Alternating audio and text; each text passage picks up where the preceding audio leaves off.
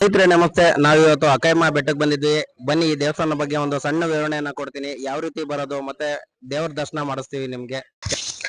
ನೀವೀಗ ನೋಡ್ತಾ ಇರ್ತಕ್ಕಂಥದ್ದು ದೇವಸ್ಥಾನದ ಹೊರಭಾಗ. ಸೊ ಇಲ್ಲಿ ಭಕ್ತರು ಹರ್ಸ್ಕೊಂಡಿರ್ತಾರೆ, ಮುಡಿಯನ್ನ ಕೊಟ್ಬಿಟ್ಟು ಗಂಗೆನಲ್ಲಿ ಸ್ನಾನ ಮಾಡ್ತಾರೆ, ಮತ್ತೆ ಧ್ವಜಸ್ತಂಭದ ಕಲ್ಲಿಗೆ ಇಲ್ಲಿ ಪೂಜೆನ ಸಲ್ಲಿಸ್ತಾರೆ, ಮತ್ತೆ ಹಣ್ಣು ಕಾಯಿಗಳನ್ನ ತಗೊಂಡು ಮತ್ತೆ ಅಮ್ಮನವ್ರಿಗೆ ಪೂಜೆನ ಸಲ್ಲಿಸ್ತಾರೆ. ಅಲ್ಲಿ ನಾವು ದೇವಸ್ಥಾನ ಒಳಭಾಗಕ್ಕೆ ಬಂದಾಗ ಅಲ್ಲಿ ಅರ್ಚನೆ ಮಾಡ್ತಾ ಇದ್ರು ಪೂಜಾರಪ್ಪನವರು. ಸೊ ನಮಗಂತೂ ಬಹಳ ಆನಂದವಾಯ್ತು ಈ ಒಂದು ದರ್ಶನವನ್ನ ಮಾಡಿ. ಸಪ್ತ ಮಾತೃಕೆಯರು ಒಂದೇ ಜಾಗದಲ್ಲಿ ನೆಲೆಸಿರ್ತಕ್ಕಂತ ಈ ಒಂದು ಪುಣ್ಯ ಸ್ಥಳ ಅಕ್ಕಯ್ಯಮ್ಮನ ಬೆಟ್ಟ. ವಿಡಿಯೋ ಇಷ್ಟ ಆದ್ರೆ ಲೈಕ್ ಮಾಡಿ, ಶೇರ್ ಮಾಡಿ. ಅಕ್ಕಯ್ಯಮ್ಮ ದೇವರ ದರ್ಶನ ಮಾಡ್ಬೇಕಂದ್ರೆ ಅಕ್ಕಯ್ಯಮ್ಮನ ಬೆಟ್ಟಕ್ಕೆ ಒಮ್ಮೆ ಬನ್ನಿ. ಸೊ ಈ ಒಂದು ಬೆಟ್ಟಕ್ಕೆ ನಾವು ಬರ್ಬೇಕು ಅಂತ ಅಂದ್ರೆ ದೇವನಹಳ್ಳಿ ಏರ್ಪೋರ್ಟ್ ರಸ್ತೆನಲ್ಲಿ ಯಲಂಕ ಫ್ಲೇವರ್ ಮೇಲೆ ಅಂತ ಬಂದ್ರೆ ಹುಣಸ್ಮಾನಹಳ್ಳಿ ಬರುತ್ತೆ. ಸೊ ಹುಣಸ್ಮಾನಹಳ್ಳಿ ಹತ್ರ ಬಂದ್ಬಿಟ್ಟು ನೀವು ಲೆಫ್ಟ್ ತಗೋಬೇಕು.